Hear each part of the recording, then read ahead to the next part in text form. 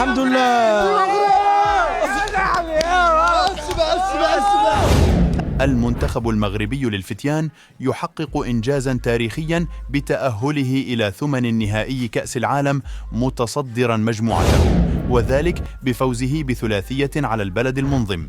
واليوم كانت أفضل مباراة قدمها اللاعبين مقارنة بالمباريات السابقة.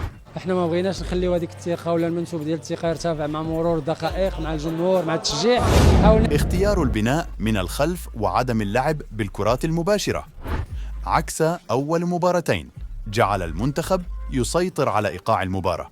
واليوم كان أول مباراة نتفوق فيها في نسبة الاستحواذ والتي وصلت إلى 60%، وأول مباراة يكون عدد معدل التمرير الصحيح طالع بنسبة وصلات 83%.